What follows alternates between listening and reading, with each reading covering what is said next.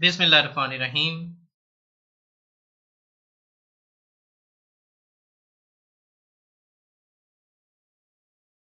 Leave encashment और leave preparatory to retirement LPR on retirement. Retirement के वक्त leave encashment या LPR का इंतखाब। जैसे ही सरकारी मुलाजिम की रिटायरमेंट होने वाली होती है, रिटायरमेंट के आखिरी बरस वो लीव इनकैशमेंट या LPR का इंतखाब करता है। रिटायरमेंट के आखिरी बरस उसके लीव अकाउंट में लीव्स ऑन क्रेडिट्स की जितनी तादाद होती है, उसके मुताबिक वो LPR या लीव इनकैशमेंट का इंतखाब कर सकता है।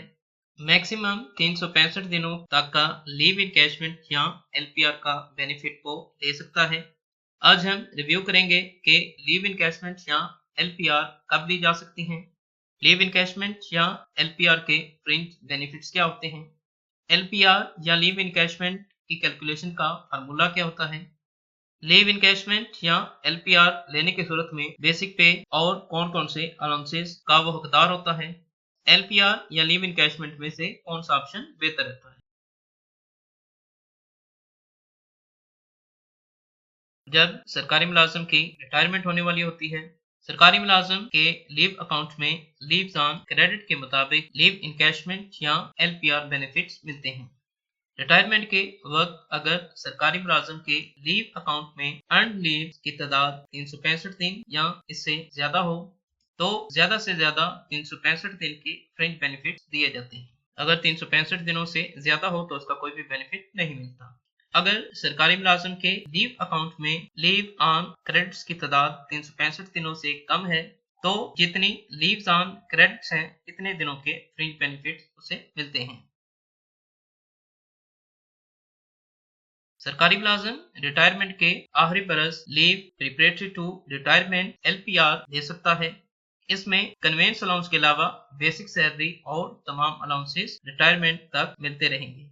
LPR सरकारी मुलाजिम रिटायरमेंट के आखिरी बरस लेगा और जब तक उसकी रिटायरमेंट नहीं हो जाती, अगर उसके लीव ऑन क्रेडिट्स में 365 दिन हैं, तो पूरा साल वो लीव पर रहेगा और कन्वेंस अलाउंस के अलावा उसे बेसिक सैलरी और तमाम अलाउंसेस जो सैलरी के लिए एलिजिबल हैं, वो सारी की सैलरी उसे मिलते रहेंगे।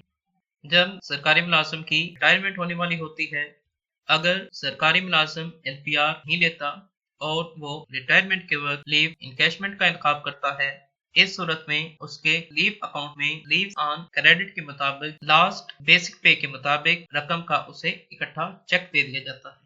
अगर वो लीव इनकैशमेंट का इंतखाब करता है तो लीव्स ऑन क्रेडिट जो कि मैक्सिमम 365 दिनों का बेनिफिट मिलता है, तो जब उसकी रिटायरमेंट होती है तो रिटायरमेंट में पेंशन और ग्रेजुटी के फ्रिंज बेनिफिट्स के साथ उसे लीव इनकैशमेंट का भी चेक दे दिया जाता है।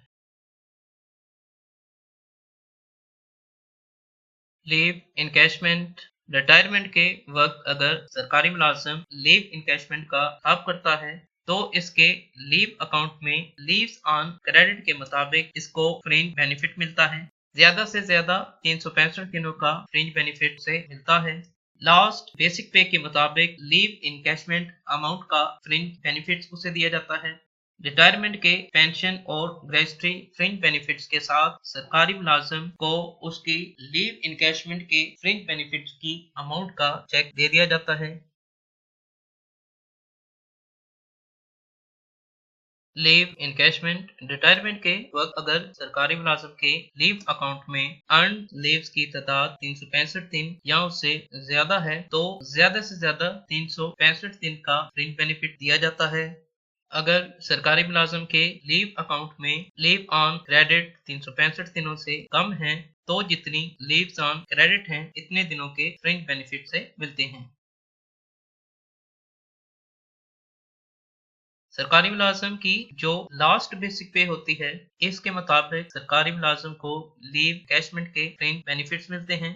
इसके लास्ट बेसिक पे में वो तमाम अलाउंसेस और बेनिफिट्स जो कि पेंशन कैलकुलेशन में मार होते हैं, वो भी शामिल होते हैं।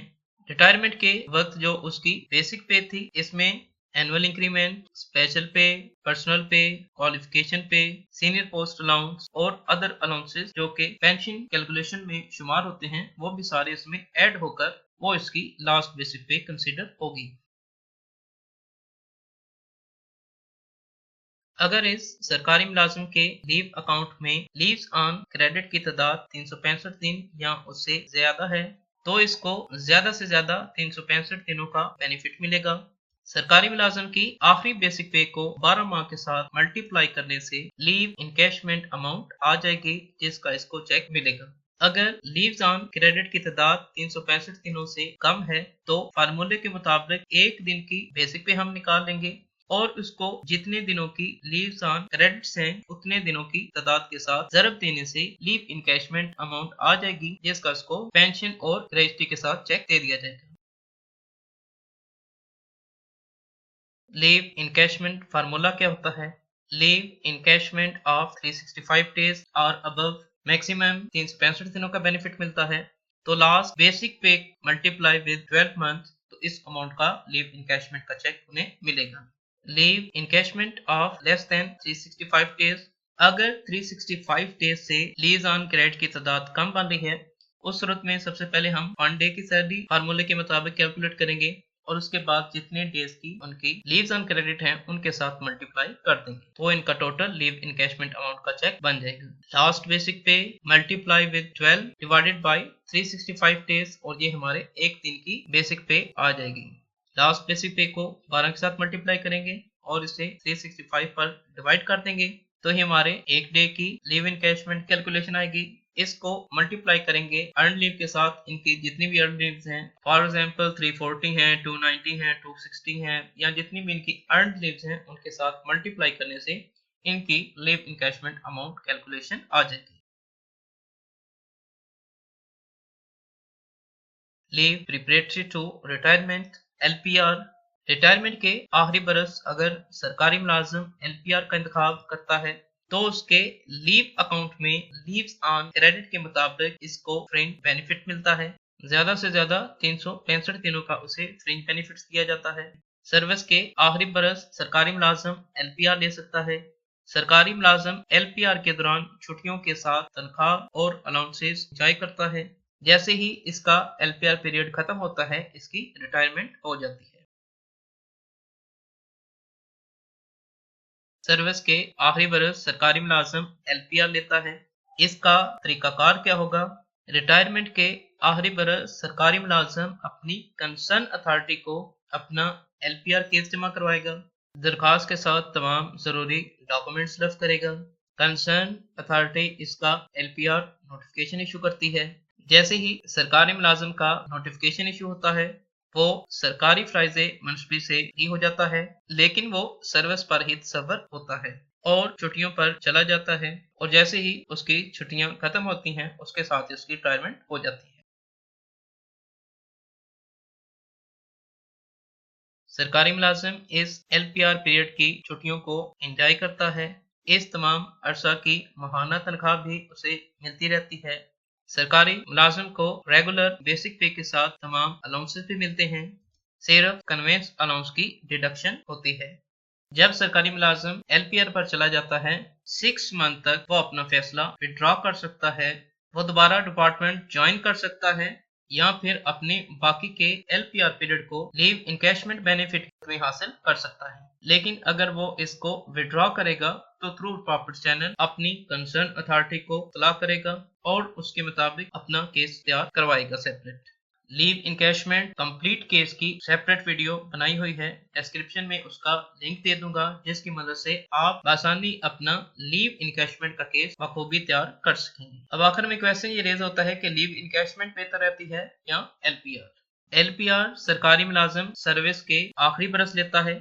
फॉर एग्जाम्पल एक सरकारी मुलाजिम है जो 60 बरस की उम्र तक सर्विस करता है तो उसकी 59 ईयर्स जब सर्विस कंप्लीट हो जाएगी अगर उसके लीव अकाउंट में 365 दिनों की लीव्स ऑन क्रेडिट हैं तो 59 ईयर की सर्विस करके उसकी सर्विस का जो 60वां बरस है उसमें वो छुट्टियां एंजॉय करेगा और LPR पीरियड की पे और अलाउंसेस और फ्रिंज बेनिफिट्स को एंजॉय करेगा। तो जैसे ही उसका ये पीरियड खत्म होगा उसकी रिटायरमेंट हो जाएगी। सिर्फ उसकी कन्वेंस अलाउंस की डिडक्शन होगी या फिर कुछ और अलाउंसेस जो कि कुछ डिपार्टमेंट्स में ड्यूटी ना करने की सूरत में डिडक्ट होते हैं सिर्फ वो डिडक्ट होंगे। इसके अलावा बाकी तमाम बेसिक पे और फ्रिंज बेनिफिट्स उसे मिलते रहेंगे। अब दूसरी सूरत है लीव इनकैशमेंट।